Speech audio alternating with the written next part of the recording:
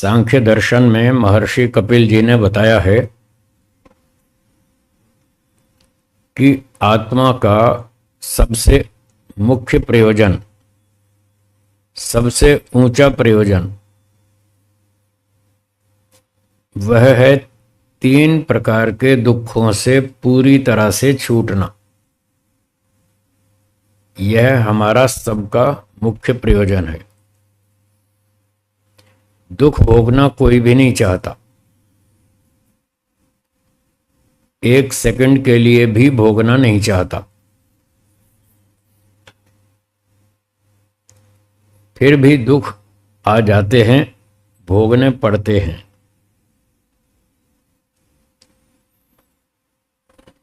भोगना नहीं चाहते, फिर भी भोगने पड़ते हैं।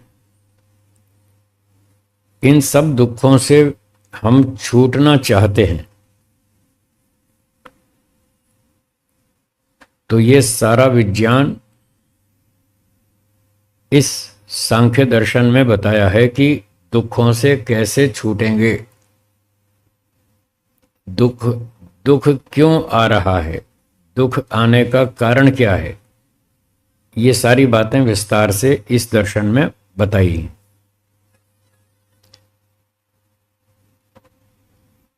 दुख क्यों आता है, इसका कारण बताया संसार में जन्म लेना। क्या बताया? जो व्यक्ति संसार में जन्म ले लेगा फिर वो दुखों से नहीं बच पाएगा, फिर उसको दुख भोगना पड़ेगा। चपरासी से लेकर राष्ट्रपति तक सबको दुख भोगना पड़ता है। और दूसरे प्राणी हैं, पशु पक्षी कीड़े मकोड़े, उनको भी दुख भोगना पड़ता है। जिसने भी जन्म लिया है वो दुख से नहीं बच सकता। तो ये उपाय बताया कि जन्म लेना बंद करो।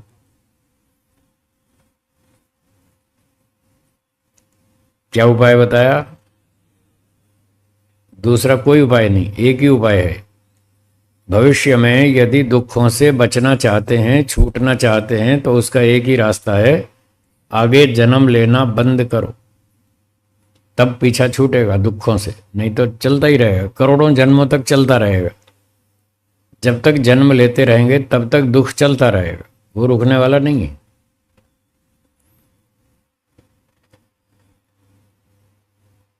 तो दुख इसलिए आ रहा है कि क्योंकि हमने जन्म लिया। अब जन्म क्यों लिया? क्योंकि हमने ऐसे कर्म कर रखे, उनको बोलते हैं सकाम कर्म। क्या बोलेंगे? सकाम कर्म किए इसलिए जन्म मिल गया। जन्म मिल गया तो अब दुख भोगो। थोड़ा सुख भी मिलता है, बहुत सारा दुख भी मिलता है।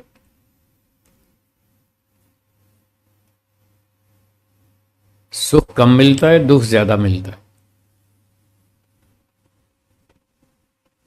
अगर संसार में सुख अधिक होता और दुख कम होता तब भी लोग जैसे तैसे यहां टिक जाते। आपको 90% सुख मिले और 10% दुख मिले तो शायद आप चला लेंगे ना। और 20% सुख मिले और 80% दुख मिले, फिर नहीं चलेगा। संसार की वास्तविकता यही है। कोई समझे या ना समझे, स्वीकार करे या ना करे, आज करे या कल करे, 50 साल के बाद करे, वो उसकी इच्छा है। पर सत्य तो यही है। यहां सुख एक मिलता है, दुख 4 मिलते हैं। ऐसा ऋषियों ने बताया, मैं नहीं कह रहा।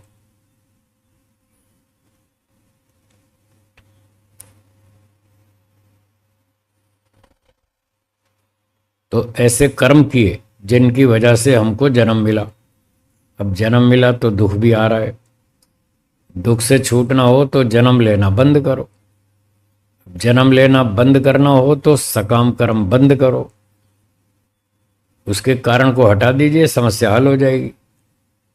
ये नियम है। संसार में किसी भी समस्या को हल करने का उपाय क्या है, उसका कारण ढूंढें, उस कारण को दूर करें, समस्या हल।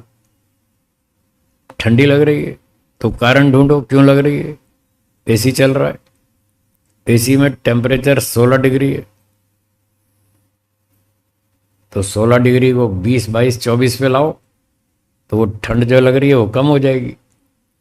फिर भी ठंड लग रही है तो बंद कर दो, तो ठंडी बंद हो जाएगी। तो कारण को देखना, जो भी कारण हो उस कारण को ढूंढें, उस कारण को दूर करें, तो समस्या हल हो जाएगी। अब घंटी बज रही है फोन की, बज रही है ना, क्या कारण? साइलेंट नहीं किया, ये कारण। फोन को साइलेंट करो, घंटी बजनी बंद हो जाएगी। ठीक है।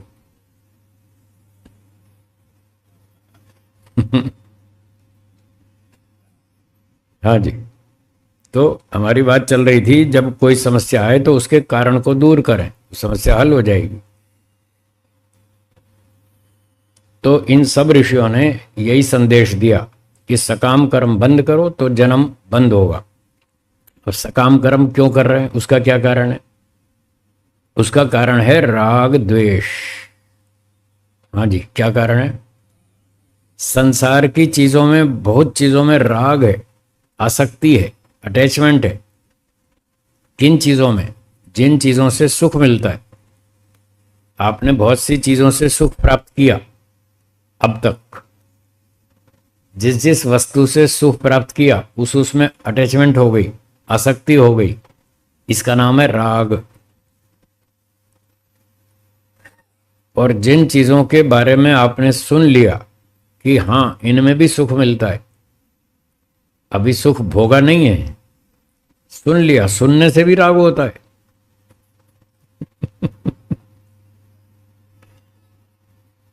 एक व्यक्ति को बताया, उसका उदाहरण सुनिए कि सुनने से भी राग हो जाता है, कैसे हो जाता है।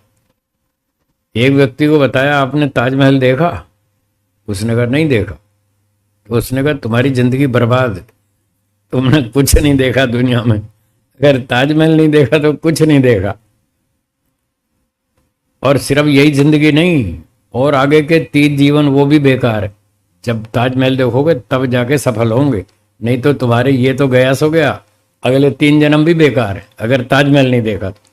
अब उसने ये वाक्य सुन लिया, उसको ताजमहल देखने की इच्छा उठेगी या नहीं? देखो राग हो गया ना ताजमहल में, सुन सुन के भी राग हो जाता है। उदाहरण समझ में आया? तो कितनी ही चीजों से हमने सुख भोग लिया, उनमें राग हो गया। जिन चीजों से अभी भोगा नहीं, सुख मिलने की आशा है, उम्मीद है कि इन चीजों से आगे सुख मिलेगा, उनमें भी राग हो जाता है। तो जब तक ये राग रहेगा तब तक व्यक्ति सकाम कर्म करेगा, तब तक जन्म होगा, तब तक दुख आएगा। किन्हीं चीजों में राग हो गया जिनसे सुख मिलता है, और कुछ वस्तुओं से द्वेष हो गया जिनसे दुख मिलता है। किसी कुत्ते ने आपको काट लिया तो आपको कुत्ते से द्वेष हो जाएगा, हाँ या ना? किसी व्यक्ति ने आपको धोखा दिया, वचन दिया और पालन नहीं किया, फिर आपको गुस्सा आएगा। फिर किसी व्यक्ति ने आपसे पैसे उधार ले लिए, फिर वापस नहीं किए, खा गया, उससे आपको दुख हुआ, उससे दुख हुआ तो आपको उस पर गुस्सा आएगा, उससे द्वेष होगा। तो जो जो वस्तुएं, जड़ या चेतन, जो भी वस्तुएं हमें दुख देती हैं उनसे द्वेष हो जाता है। तो जब तक राग रहेगा तब तक द्वेष भी रहेगा। किसी चीज में राग, किसी में द्वेष, ये दोनों रेल की पटरी की तरह साथ साथ चलते हैं। रेल की पटरी एक होती है या दो? दो होती है ना, दोनों साथ साथ चलती हैं। तो राग और द्वेष ये दोनों पटरी रेल की तरह से है, उसकी पटरी की तरह ही ये राग द्वेष भी दोनों साथ साथ चलते हैं। राग बढ़ेगा तो द्वेष भी बढ़ेगा, राग कम होगा तो द्वेष भी कम हो जाएगा, राग खत्म हो जाएगा, द्वेष भी खत्म हो जाएगा। ये दोनों साथ साथ चलते हैं। तो जब तक राग द्वेष बना रहेगा तब तक व्यक्ति सकाम कर्म करेगा, जब तक सकाम कर्म करेगा तब तक जन्म मिलेगा, जब तक जन्म मिलेगा तब तक दुख आएंगे। तो ये राग द्वेष क्यों हो जाता है? इसका क्या कारण? इसका कारण है अविद्या। क्या कारण? तो सारी बात का सार यह है कि हमारा जो सबसे बड़ा शत्रु है वो है अविद्या। उस अविद्या का नाश करना, तो हमारा मोक्ष का रास्ता खुलेगा, तब सारे दुखों से छूटेंगे, तब ये सारी कारण कार्य परंपरा चल पड़ेगी।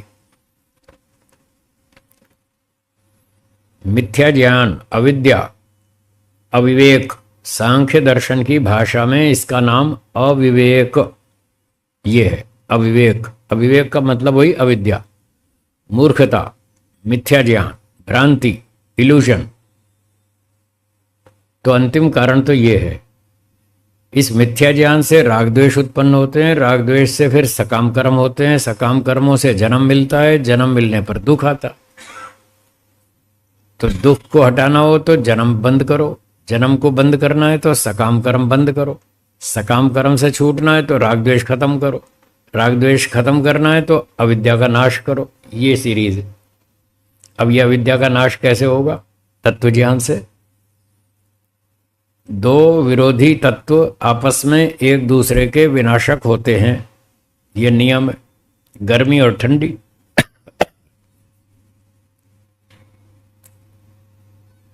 गर्मी और ठंडी आपस में विरोधी हैं, तो एक दूसरे के नाशक हैं।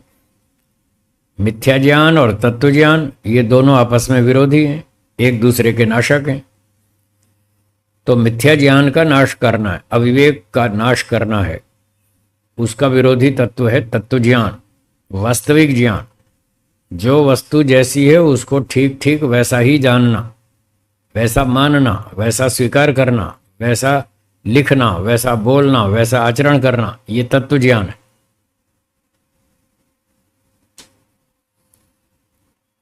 तो इस प्रकार से तत्व ज्ञान प्राप्त करना होगा।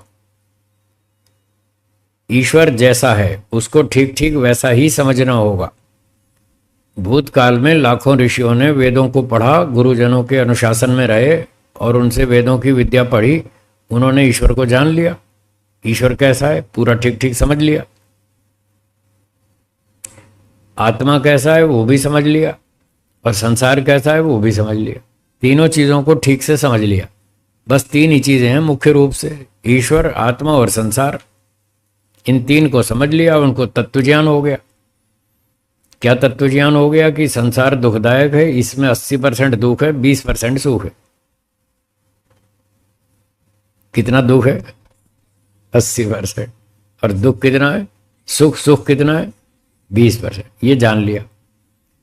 फिर उन्होंने खूब लंबी तपस्या की, खूब परीक्षण किए, खूब अध्ययन किया, तब जाके ये स्टेटमेंट दिया कि एक सुख मिलेगा, 4 दुख मिलेंगे। रेशो बना लीजिए, 1 और 4, 20 और 80, सीधा हिसाब है। योग दर्शन में महर्षि पतंजलि जी ने कहा, परिणाम दुख, ताप दुख, संस्कार दुख, गुण वृत्ति विरोध दुख, 4 तरह के दुख हैं यहाँ। एक सुख मिलता है, 4 दुख मिलेंगे। जिसको सौदा मंजूर है ले लो। एक सुख 4 दुख चलेगा?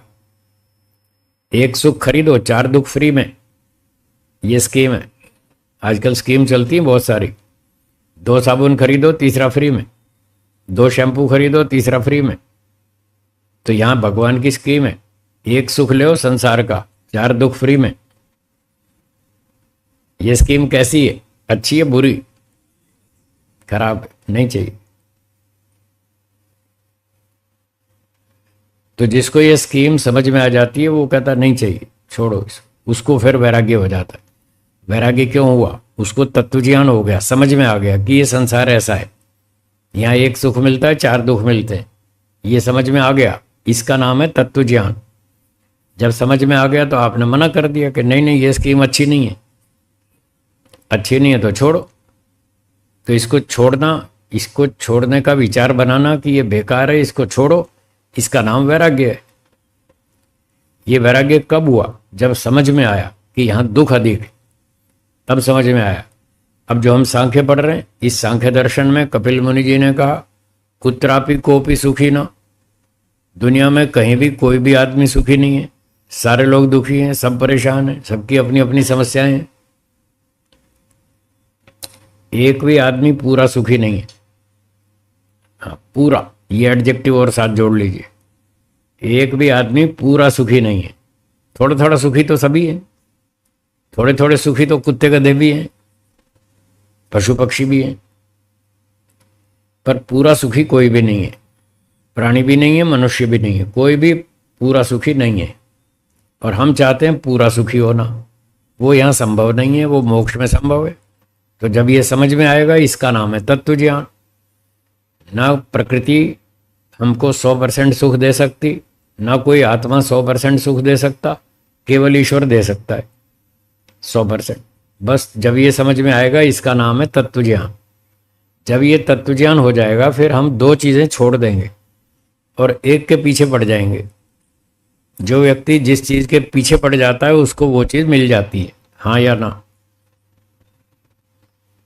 मुहावरे की भाषा में कहते हैं हाथ धो के पीछे पड़ जाना। तो जो हाथ धो के पीछे पड़ जाता है ना, उसको फिर वो चीज़ मिल जाती है। तो जिसको तत्व ज्ञान हो जाता है, वो हाथ धो के ईश्वर के पीछे पड़ जाता है और फिर उसको ईश्वर मिल भी जाता है।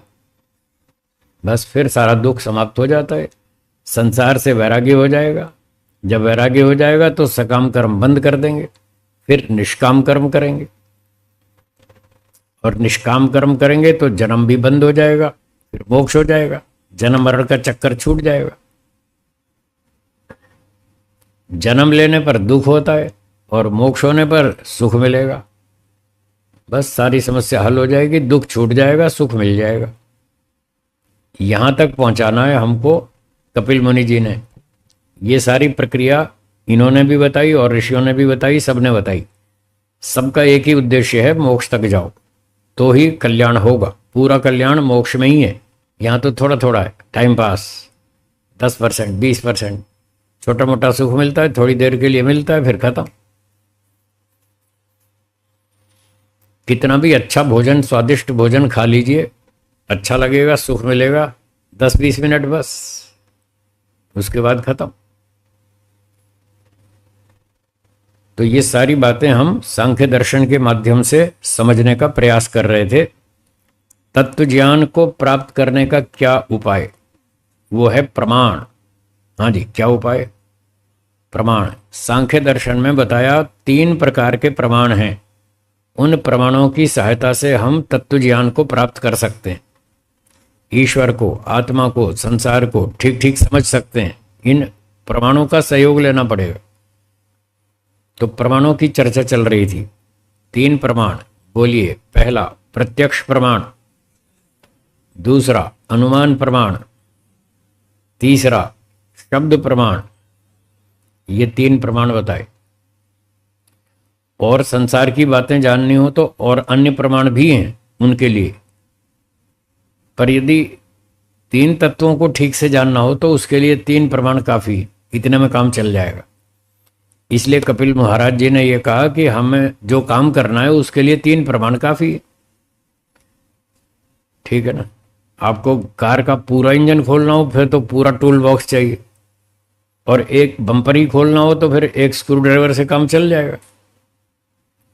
बस तो फिर पूरा टूल बॉक्स क्यों उठाएंगे? जितना काम है उतना ही टूल उठाएंगे ना। तो जितना काम है वो 3 से काम चल जाएगा। 3 टूल्स काफ़ी हैं, प्रत्यक्ष प्रमाण, अनुमान प्रमाण और शब्द प्रमाण। तो इन प्रमाणों को समझा रहे हैं कि ये प्रत्यक्ष प्रमाण क्या है। इसी प्रसंग में कल हम पढ़ रहे थे कि जिस किसी वस्तु के संबंध से हमको उस वस्तु का स्वरूप ठीक ठीक स्पष्ट मालूम होता है, उसका नाम प्रत्यक्ष प्रमाण है। वो वस्तु बाहर की भी हो सकती है, अंदर की भी हो सकती है, कोई भी हो, जो भी वस्तु हो, आत्मा का उसके साथ सीधा साक्षात संबंध है, बढ़िया, फर्स्ट क्लास। तो उस सीधे साक्षात संबंध से जो हमें उसका ठीक ठीक स्पष्ट ज्ञान होता है, उसका नाम प्रत्यक्ष प्रमाण है। तो जैसे हम आंख से देख रहे हैं, बहुत सारी चीजें साफ साफ दिख रही हैं, कोई भ्रांति नहीं, कोई संशय नहीं है, ये प्रत्यक्ष प्रमाण है, ये बाह्य प्रत्यक्ष है। और जो अंदर से हमें सुख दुख की अनुभूतियां होती हैं वो भी स्पष्ट है। कड़वी कुनीन खिला दें तो कैसी अनुभूति होगी, सुख की या दुख की? दुख की। वो भी स्पष्ट है, उसमें कोई संशय नहीं है। और बढ़िया लड्डू खिला दें मीठा तो सुख की अनुभूति होगी, वो भी अंदर से साफ है, स्पष्ट है बिल्कुल। ये आंतरिक प्रत्यक्ष है सुख और दुख का। लड्डू और कुनीन तो बाहर से देखेंगे, हम आंख से देखेंगे। लड्डू और कुनीन का प्रत्यक्ष तो बाह्य प्रत्यक्ष है, पर उनके सुख दुख का जो है वो आंतरिक प्रत्यक्ष है। सुख दुख तो मन से जाना जाएगा। तो इस प्रकार से ये आंतरिक प्रत्यक्ष, बाह्य प्रत्यक्ष, दोनों तरह का प्रत्यक्ष होता रहता है। जो वस्तु बाह्य वस्तु है, स्थूल वस्तु है, उसका बाह्य इंद्रियों से प्रत्यक्ष हो जाता है, और जो सूक्ष्म वस्तु है उसका अंदर से हो जाता है। इस तरह से दोनों तरह का प्रत्यक्ष होता रहता है, और इससे हमें उस वस्तु की ठीक ठीक जानकारी हो जाती है कि लड्डू अच्छा है, मीठा है, स्वादिष्ट है, और कुनीन कड़वी है, बेस्वाद है, खाई नहीं जाती, अच्छी नहीं लगती, वो बीमारी है इसलिए खानी पड़ती है, वो अलग बात है, लेकिन वो पसंद तो नहीं है। तो इस प्रकार से सारा प्रत्यक्ष होता रहता है। अब इसी प्रसंग में बताया कि ईश्वर का प्रत्यक्ष कैसे होता है। तो बताया वो बाहर से नहीं होता है, वो आंतरिक प्रत्यक्ष होता है ईश्वर का। ईश्वर सूक्ष्म वस्तु है, सूक्ष्म पदार्थों का प्रत्यक्ष हमें अंदर से होता है, और कुछ निराकार चीजें, उनका प्रत्यक्ष भी हमको अंदर से होता है, मन से, आत्मा से, बुद्धि से, उन चीजों से होता है। वो बाहर से नहीं दिखती, इंद्रियों से नहीं दिखती। तो ईश्वर का प्रत्यक्ष, आत्मा का प्रत्यक्ष, सुख दुख का प्रत्यक्ष, ये अंदर से होता है। तो ये प्रसंग चल रहा था। अब आगे बढ़